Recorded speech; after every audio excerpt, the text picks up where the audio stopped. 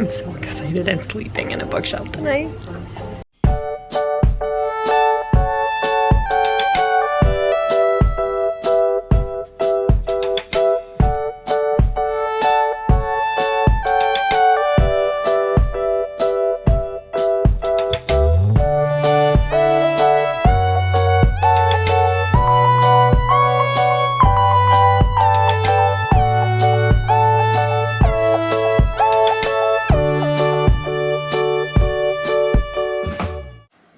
Bookworms, welcome to another literary adventure. Today, I'm in Tokyo, Japan, and I'm going to take you on a 24-hour literary adventure. We're starting tonight at the Book and Bed hostel in the Shinjuku area. Tomorrow morning, we'll continue with more literary adventure, but first let me show you this hostel. Tonight, I'll be sleeping inside the bookshelf.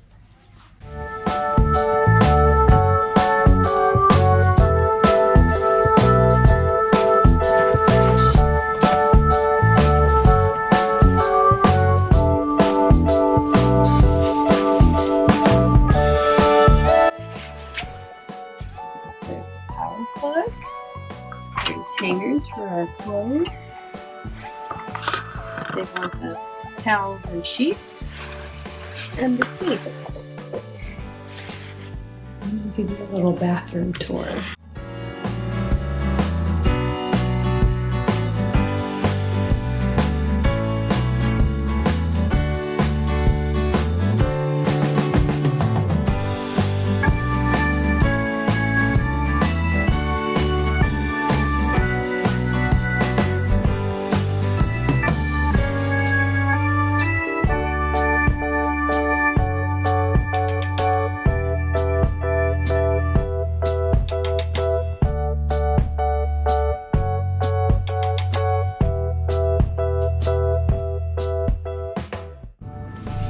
The hostel gave us earplugs just in case because people can come and go 24/7, so it can always be noisy out there.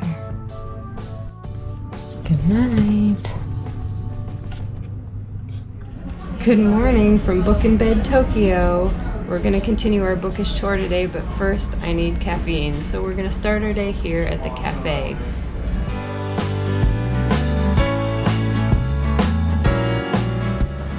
Now that we're caffeinated, we're going to explore the Jimbocho region of Tokyo, which is a neighborhood with 200 to 300 bookstores, and we're gonna start our day at the Paperback Cafe.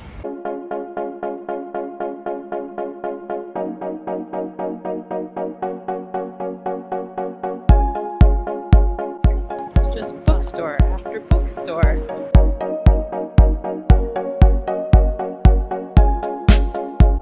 Down this alleyway.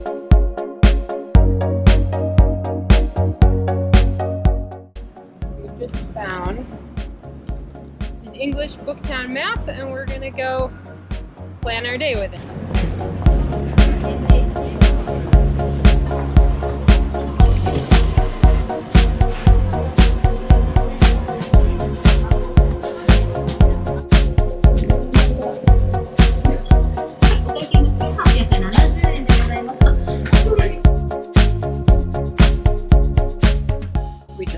Lunch at the Paperback Cafe, and now we're exploring the bookstore part, and then we're going to go find an English language bookstore called Kitazawa.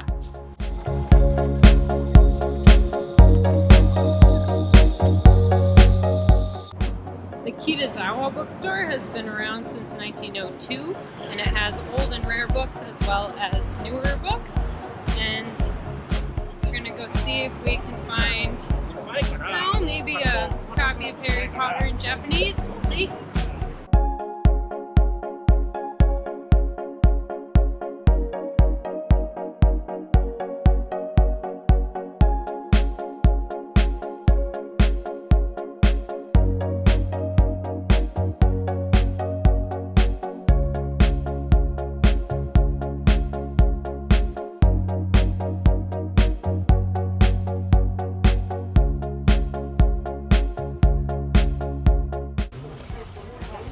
There's from The Little Prince and It's in Japanese. That's awesome. I love this. There are just books like along the street. Just books and books and books and books all down the street.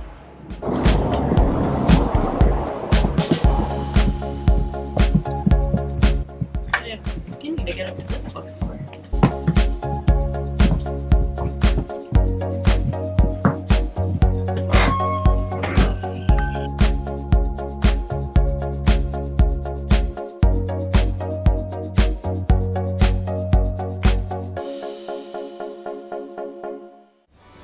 After walking around the Jimbocho book district, we discovered that most of the stores there are old and rare books, which were really interesting, but I didn't find what I was looking for. So we've come to the Yaesu Book Center, which seems to be more of a newer kind of Barnes & Noble type Japanese bookstore.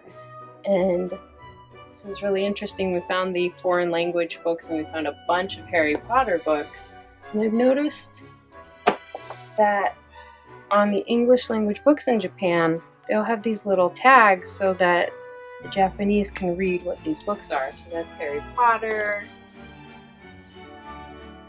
There's Anne of Green Gables with its little tag.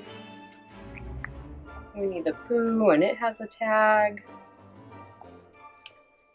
And we even found, tucked into all the Harry Potter books, an English language helper book to learn using Harry Potter. So this is Harry Potter, and it's got Japanese and English, so you can learn the language.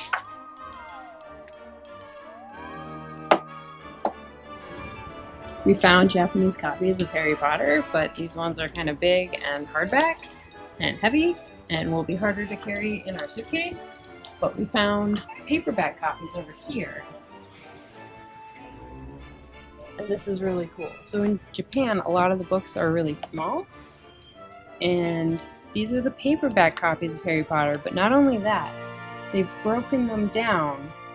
So like these are book 2, and this is book 4, and these are book 5, so that you can easily carry them like on the train or in your bag as just little series. We've also found Les Miserables the same way. That's so cool. I think I'm gonna get number 1. I finally found the book I've been looking for. So when you buy a book in Japan, they'll put a paper cover on it.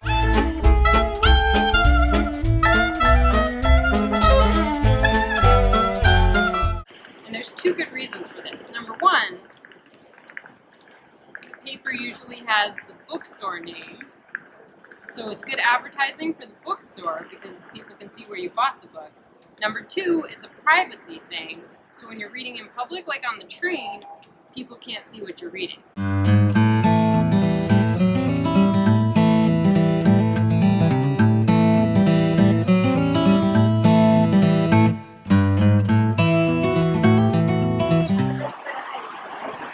Even though I have a cover on my book, I'll let you in on what I'm reading. Thanks to Will from Books and Bow for the recommendation, I'm reading Strange Weather in Tokyo. Part of this book takes place in the Kapabashi neighborhood, which is a district full of kitchen and cooking utensil stores. And in part of the book she talks about going to a knife shop, so we're going to go check out one of the more famous knife shops in this neighborhood.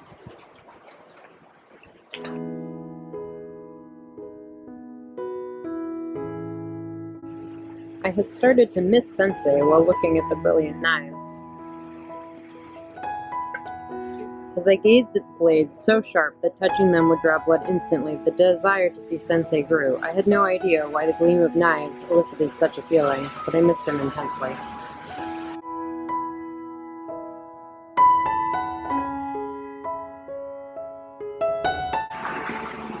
Kapabashi is filled with wholesale dealers of household goods and tableware. There are pots and kettles, plates and bowls, and all sorts of small kitchen utensils.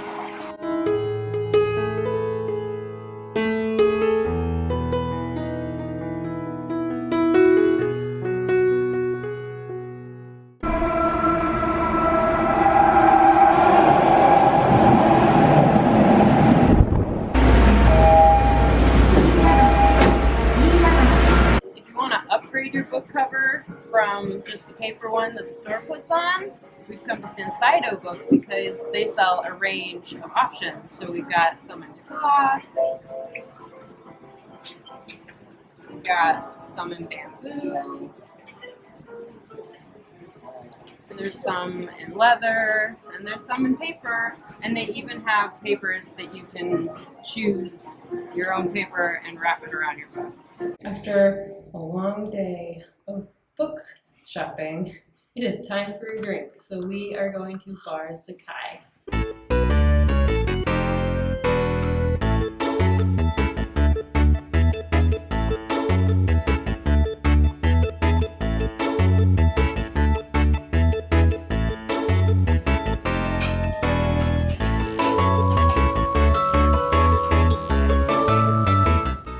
We're ending our literary tour with a tea party at the Zakkai Bar.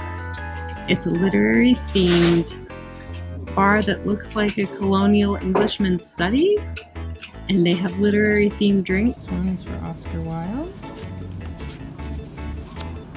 This is Snow White. And there's an Alice in Wonderland miniature tea set party. Oh my god, this is adorable. Look at this.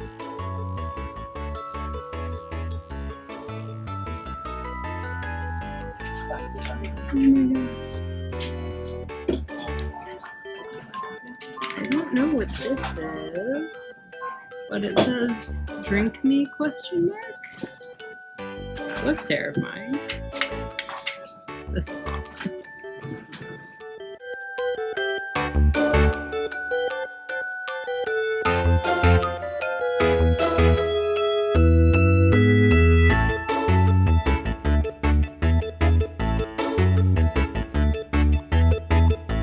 Hope you enjoyed the literary tour of Tokyo. Don't forget to share this video with your friends, give it a like, subscribe to the channel and the blog, and I'll see you in the next video. Bye!